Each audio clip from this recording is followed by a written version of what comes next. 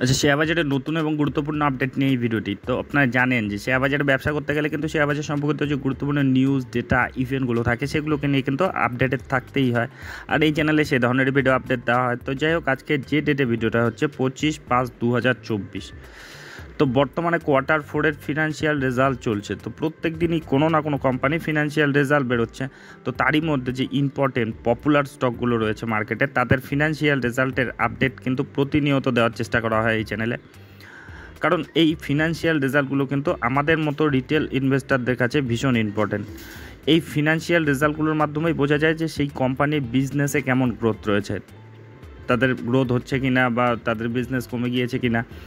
তো যাই হোক, আজকে এই ভিডিওতে মার্কেটের তিনটি পপুলার কোম্পানির ফিনান্সিয়াল রেজাল্ট দেখে নেব। তো চলে আসি সেই ফিনান্সিয়াল রেজাল্টগুলোতে।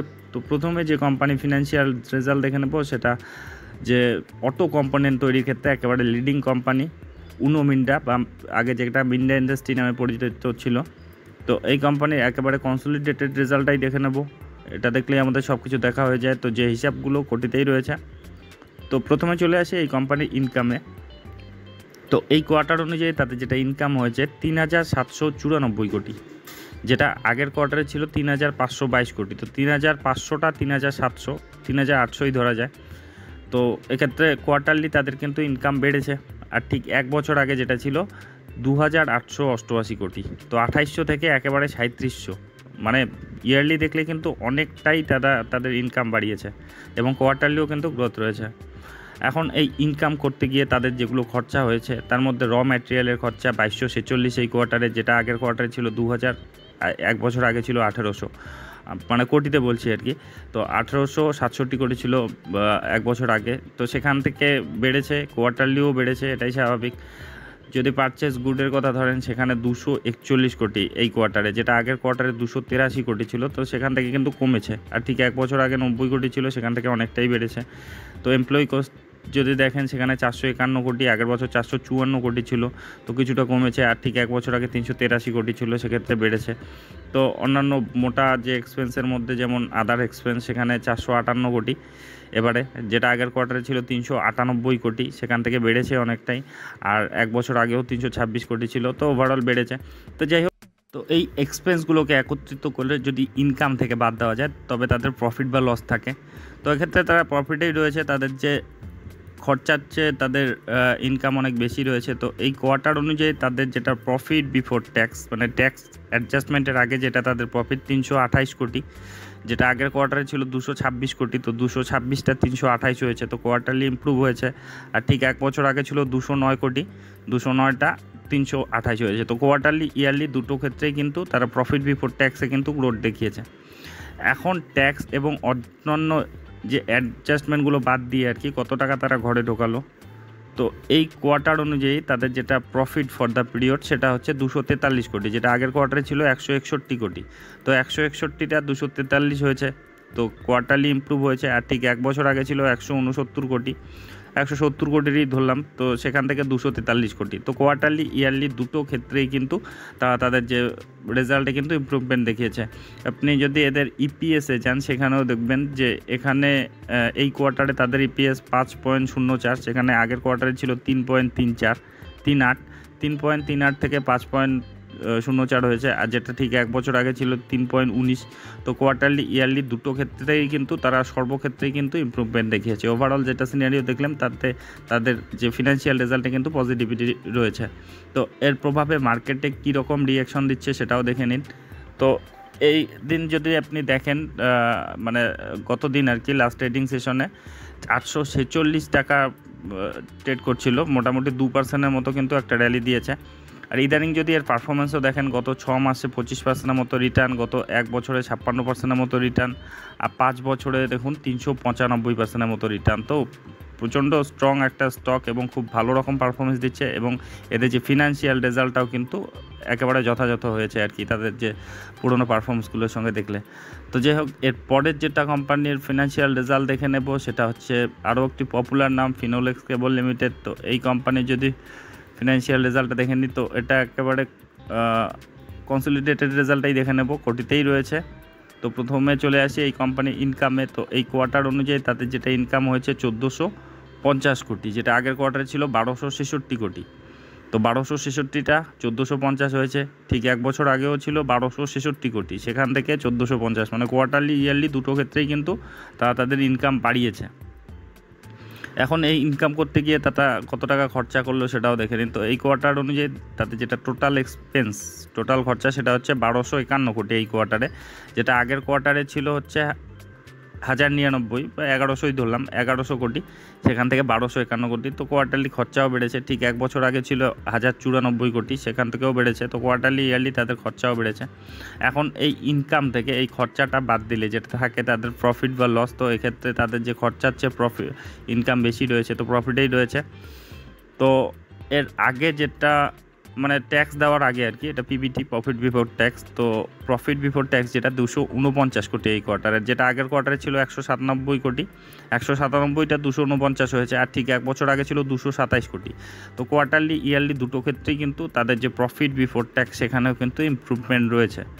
এখন ট্যাক্স বাদ দিয়ে বা অন্যান্য অ্যাডজাস্টমেন্ট বাদ দিয়ে কত টাকা তারা এই বছর ঘরে ঢোকালো, তো প্রফিট ফর দ্য পিরিয়ড যেটা, সেটা হচ্ছে 186 কোটি, যেটা আগের কোয়ার্টারে ছিল 150 কোটি। 150টা 186 হয়েছে। আর ঠিক এক বছর আগে 175 ছিল, 175টা 186 হয়েছে। তো কোয়ার্টারলি ইয়ারলি দুটো ক্ষেত্রেই কিন্তু তারা ইমপ্রুভমেন্ট দেখিয়েছে। একইভাবে তাদের ইপিএসেও প্রভাব পড়েছে। এবারে তাদের ইপিএস হয়েছে 12.17, যেটা আগের কোয়ার্টারে ছিল 9.87, আর ঠিক এক বছর আগে ছিল 11.44। তো কোয়ার্টারলি ইয়ারলি দুটো ক্ষেত্রেই কিন্তু তাদের ইমপ্রুভমেন্ট হয়েছে তাদের যে ফিনান্সিয়াল রেজাল্টে।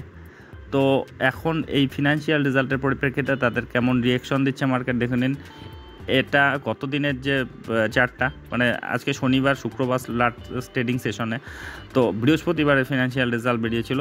তো তারপরের দিন এই ফিনান্সিয়াল রেজাল্টটা কিন্তু ভীষণ পজিটিভভাবে নিয়েছে মার্কেট। দেখুন 12% মতো কিন্তু একটা বড়সড় র্যালি দিয়েছে। 1283 টাকায় বর্তমানে চলছে। যদি রিসেন্ট রিটার্নও দেখেন, দেখুন 5 দিনেই 20%-এর মতো রিটার্ন, গত 6 মাসে 35%-এর মতো রিটার্ন, এক বছরে 52%-এর মতো রিটার্ন, আর 5 বছরে 181%-এর মতো রিটার্ন। তো একটা কনসলিডেশন ফেজের মধ্যে দিয়ে ছিল, সেটা কিন্তু ইদানিং আর কি, যেটাকে টেকনিক্যাল ভাষায় কিন্তু ব্রেকআউট বলে আর কি, ব্রেকআউট দিয়েছে আর কি, পুরোনো রেঞ্জটা কিন্তু ভেঙে দিয়েছে। তো যাই হোক, এর যে পরবর্তী এর যে ট্রেডিং সেশনেই বোঝা যাবে যে এটা তাদের যে এই র্যালিটা দীর্ঘস্থায়ী কিনা। তো চলে আসি এর পরের যেটা স্টক, সেটা টাটা গ্রুপের একটা ভীষণ popular stock, tata investment limited. তো এটারও কনসলিডেটেড রেজাল্টটা দেখে নেব। এটা দেখলেই আমাদের সব কিছু দেখা হয়ে যায়। তো এই যে হিসাবগুলো কোটিতেই রয়েছে। তো প্রথমে দেখি এই কোম্পানির ইনকাম। তো এই কোয়ার্টার অনুযায়ী তাদের যেটা ইনকাম হয়েছে 57 কোটি, যেটা আগের কোয়ার্টার ছিল 50 কোটি, 50টা 57 হয়েছে, কোয়ার্টারলি ইমপ্রুভ হয়েছে। আর ঠিক এক বছর আগে ছিল 30 কোটি, সেখান থেকেও কিন্তু ইমপ্রুভমেন্ট হয়েছে। 30টা একেবারে 57 হয়েছে, ইয়ারলি কিন্তু ভালো রকমই গ্রোথ দেখা যাচ্ছে। আর কোয়ার্টারলিও 50 থেকে 57 হয়েছে। যদি খরচা দেখা হয়, যেমন এমপ্লয়ি কস্ট 4 কোটি, এবার আগের বার 3.5 কোটি ছিল, তো বেড়েছে। এক বছর আগে ছিল 3.25 কোটির মতো। তো কোয়ার্টারলি ইয়ারলি তাদের খরচা বেড়েছে। তারপরে যদি আদার এক্সপেন্সে দেখুন 3.68 কোটি, যেটা আগের কোয়ার্টারে 2.86 ছিল, সেটা বেড়েছে। আর ঠিক এক বছর আগে ছিল 5.54, সেখান থেকে কিন্তু কমেছে। তো যাই হোক, যে খরচাগুলো তাদের রয়েছে, এই খরচাগুলোকে একত্রিত করে তাদের যদি ইনকাম থেকে মাইনাস করা হয়, তবে তাদের প্রফিট বা লস থাকে। তো এক্ষেত্রে প্রফিটেই রয়েছে।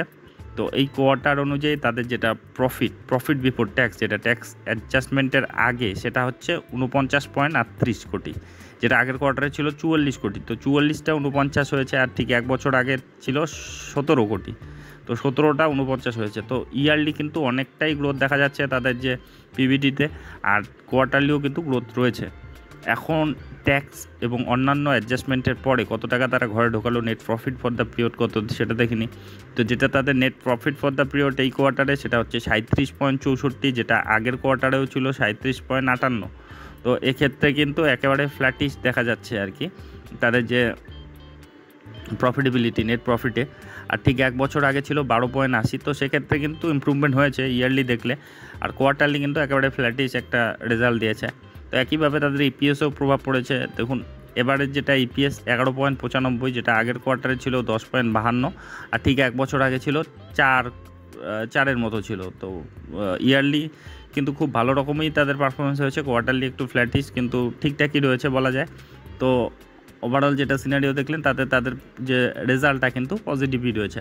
তো এর পরিপ্রেক্ষিতে মার্কেট কেমন রিয়েকশন দিচ্ছে সেটাও দেখে নিই। তো আচ্ছা, লাস্ট ট্রেডিং সেশনে মানে যেদিন ফিনান্সিয়াল রেজাল্ট বেরিয়েছিল তার পরের দিন মোটামুটি একটা নিউট্রাল মানে পজিটিভ, অল্প স্বল্প পজিটিভ রিয়েকশনই দিয়েছে।